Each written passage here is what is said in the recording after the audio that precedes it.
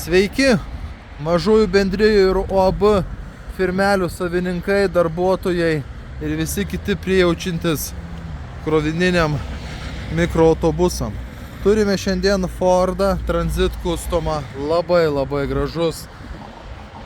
Ne įmonės, o mažosios bendrovės, tik tai asmeninis praktiškai autobusiukas, vežiotas vanduo žmonėm į namus. Automobilio rida tik tai 270 km.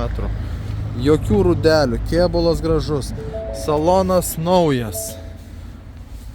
Su atbulinė kamera, šildomos visokios sėdynės ir panašiai. Žiūrėkit, multifunkcijos. 277. Gražu. Du rakteliai.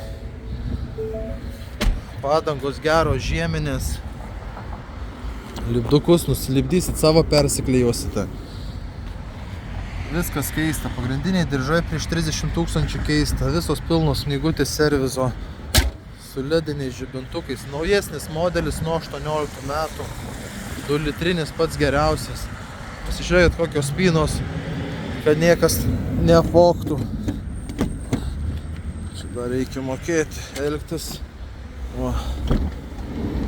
Pasižiūrėkit.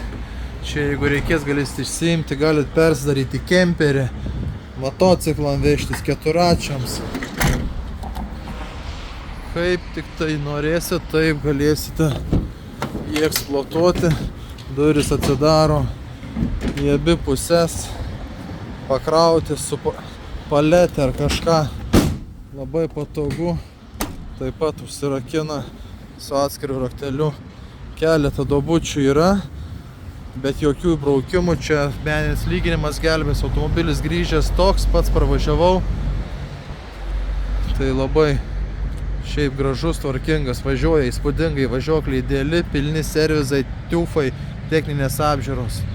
Automobilio kainytę padėrėsime, sutarsime, jokių papildomų mokesčių nieko nėra, su partronikais.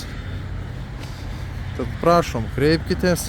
Jeigu reikia, turime ir tokį patį senesnio modelio keleivinį 9 vietų. Tad iki.